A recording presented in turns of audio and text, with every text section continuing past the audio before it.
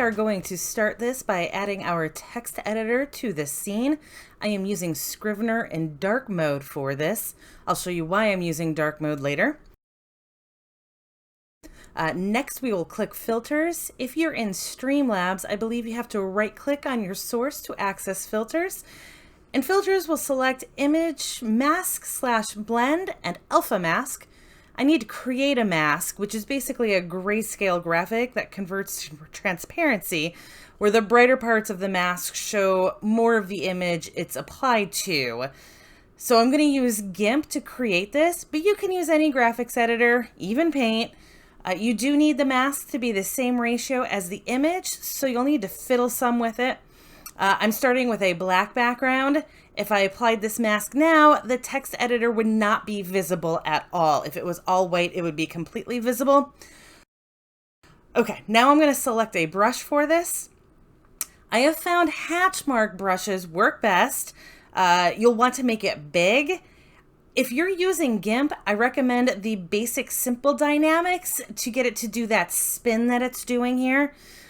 And then we go nuts. I flip between white and black to get it more random.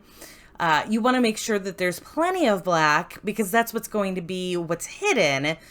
And then once we get this done, we'll save it and then we'll hop back to OBS and apply it. So here we are. All the gray you see is transparency. It's obviously writing, but you can't read it.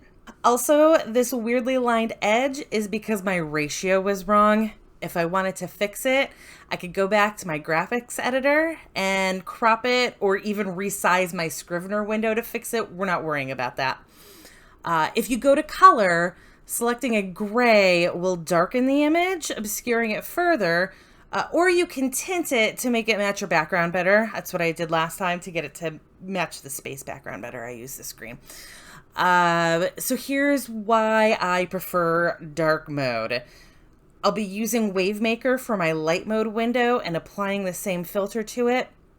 It is a pretty dramatic effect, definitely obfuscated. And here it is on the black background. Let's give this a more exciting background because you'll probably be having it on something better than just black. Oh, that star is bright.